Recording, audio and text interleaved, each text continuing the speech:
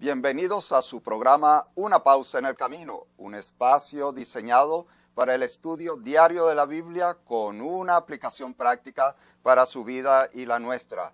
Esta semana no podía ser menos una lección muy especial y para ello hemos invitado al doctor Humberto Rassi.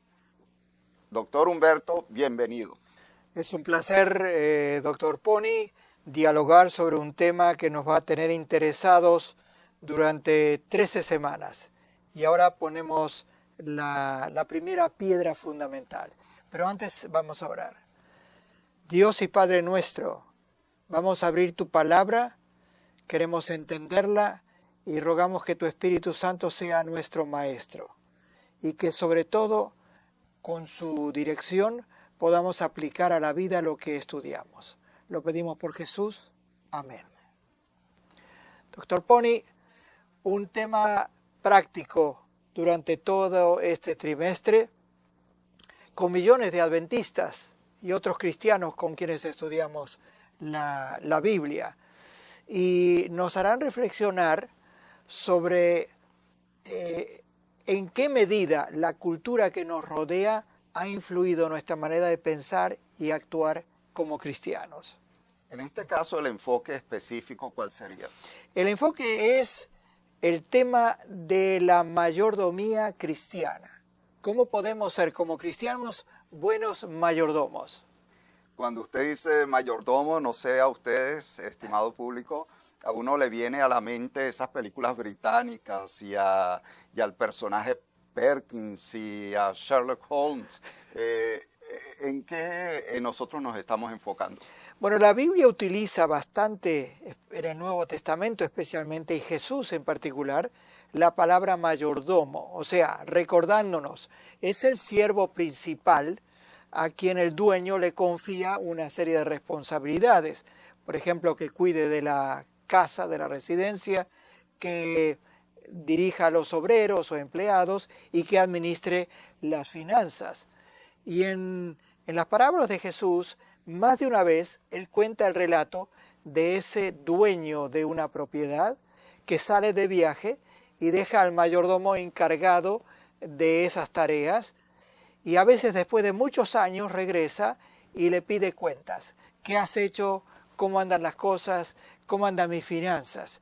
Y voy a poner aquí en la pantalla el ejemplo de ese pasaje de una parábola de Jesús, donde se halla un mayordomo fiel y prudente. Dichoso el siervo cuyo señor, al regresar, lo encuentra cumpliendo con su deber. Les aseguro que lo pondrá a cargo de todos sus bienes. Aquí hay una historia que termina bien, ¿no es cierto? Un mayordomo, como dice, fiel y prudente. Entiendo en este caso que hay un Dios dueño y también hay personas que Él le otorga destrezas. Sí, le confía destrezas, dones, como usamos, talentos, como dice la Biblia. Me interesan mucho estos dos adjetivos, fiel y prudente. ¿Qué es lo que Dios desea de aquellos a quienes le confía estos bienes? Fiel es alguien que merece confianza, ha mostrado. Es alguien que no puede ser sobornado, alguien que es cuidadoso. Y prudente también es alguien que utiliza buen juicio, que se anticipa a los problemas, que no comete excesos. Otra palabra que usamos en español es una persona sensata, que tiene buen juicio. En relación a la parte de destrezas, ¿qué podría usted decirnos? Bueno, cuando uno se pone a pensar en el mensaje total de la Biblia, de lo que Dios nos ha confiado, están, como usted dice, las habilidades o destrezas que difieren de cada uno de nosotros, pero también uno puede pensar en la vida misma, el hecho de que estemos vivos y podamos funcionar, comunicarnos, es un don sin el cual no habría nada más. Podemos hablar también del tiempo que tenemos, cómo lo manejamos, cómo lo administramos.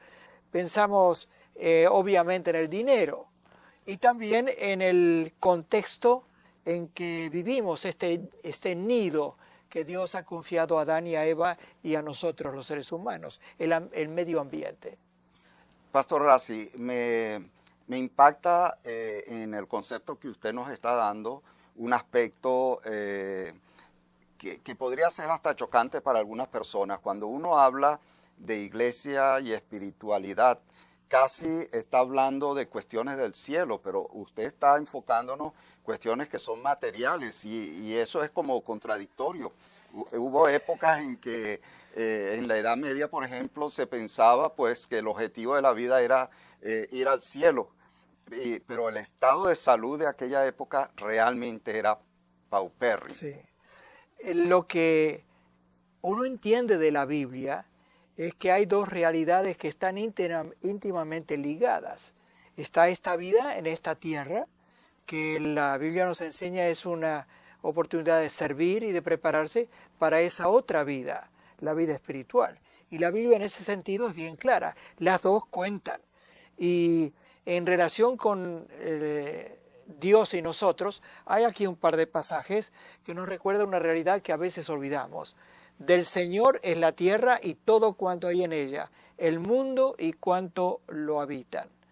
Y luego en Deuteronomio, no se te ocurra pensar, esta riqueza es fruto de mi poder y de la fuerza de mis manos. Recuerda al Señor tu Dios, porque Él es quien te da el poder para producir esa riqueza. Dos advertencias fundamentales. ¿Quién es el dueño de todo? El Dios no necesita nada de nosotros.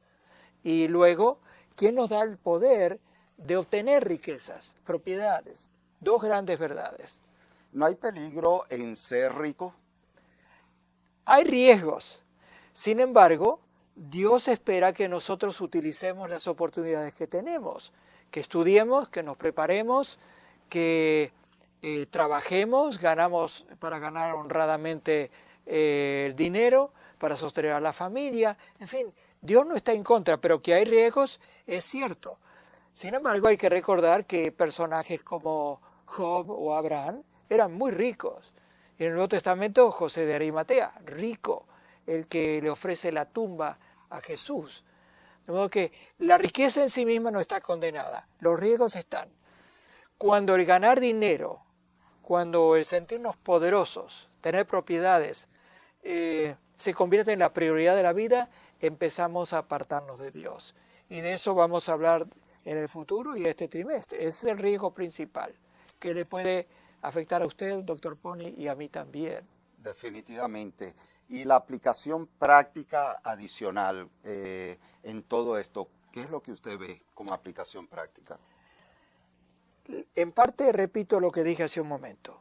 Dios desea que utilicemos los talentos que nos ha dado, que estudiemos, nos preparemos, seamos responsables, trabajemos, ayudemos a nuestra familia, seamos generosos con los demás. Todo eso es aprobado por Dios. De modo que podríamos decir que la lección práctica, en primer lugar, sería agradecer a Dios por habernos dado la vida, concedido talentos, tiempo, dinero, propiedades, familia, la capacidad de adquirir algo y no ser una carga para los demás. Y pedirle entonces también que no nos deje caer en la trampa del egoísmo, el pensar solo en nosotros. Pastor Rassi, me gustaría cerrar con una oración. Muy bien. Pero esta semana definitivamente va a ser muy interesante. Va a haber mucho que hablar. Sí, Señor.